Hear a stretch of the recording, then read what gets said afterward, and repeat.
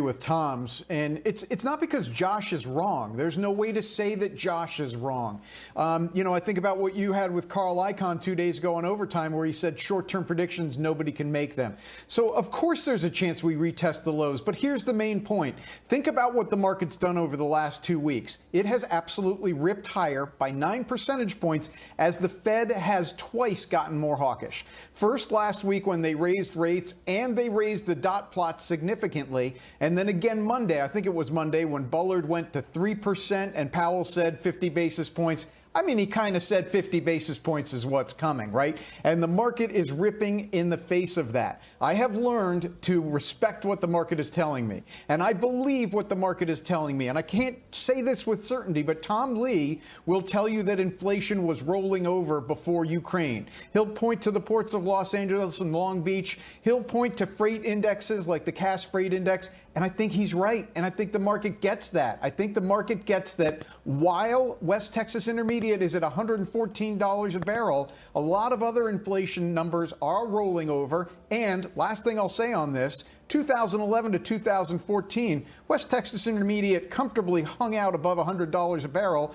and the economy expanded. So I'm with Tom Lee, economic expansion, and I really don't think we're going to go back to those lows of February 24th. So JP Morgan reiterates it as their top pick.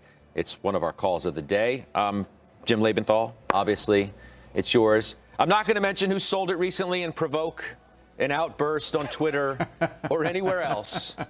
We know who we're talking about, but we're not even going to mention his name. We're not even going to mention his name. Voldemort. Okay, because he generally watches this show. I agree. I just don't want to deal with it. I agree. I agree. It's been a rough go for that guy anyway. $44 is their price target now. They raise it from 37. Yeah. They say it's a clear top pick. Let's do a little tutorial on stock analysis and stock picking, okay? You go back a week ago and they presented at the JP Morgan Industrials Conference, and they told you something there. They told you they did $588 million of EBITDA in January. The analyst estimates for the first quarter EBITDA are $1.3 billion. So they almost did half of that estimate in January when steel prices were depressed, and now you're post-Ukraine when steel prices are surging.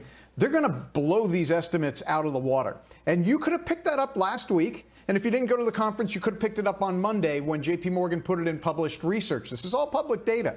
You can do this work if you're a stock picker. Now, you can do more stock picker work. You can go back to the fourth quarter earnings report.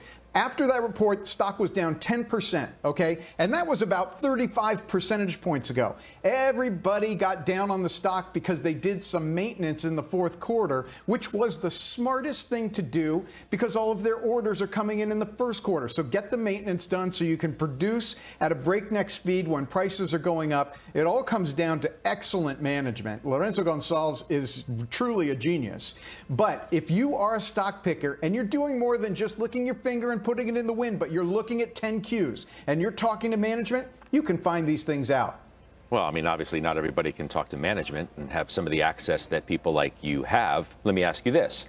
I have no material non-public information. This is important. I have no material non-public information. I'm not suggesting in any way that you did, and I didn't mean it to be portrayed that way at all. Just I'm saying that not everybody has access to be able to talk to the CEO.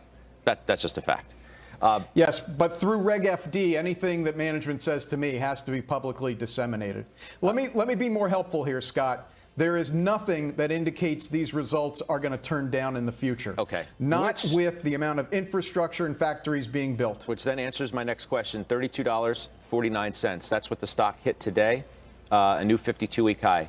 You're comfortable telling people today to buy this stock fresh here? Well, remember, I hold this, and this is my largest position. Haven't sold a share, even though it's up something like 800% over the last 2 years. Would I add more today? No, I'd wait for a pullback. But I'm not selling today. I think this is a mid to high 30s stock before I sell a share. Two totally different questions. Whether you would sell it today versus whether somebody who's watching you today, as much conviction as you have, should buy it today. Those are two entirely different conversations. Now, let's move. If you don't own it, you should nibble. I thought you just said you should wait till it pulls back. Yeah, well, you know what? Nibble a little bit. Let it pull back and add to it. If I'm not selling a share, and I think it's going to the mid to high 30s at 31.95, which is where it is right now, if you do not own shares, you can buy it right here. Okay. I knew this dude was a nibbler. Okay. All right.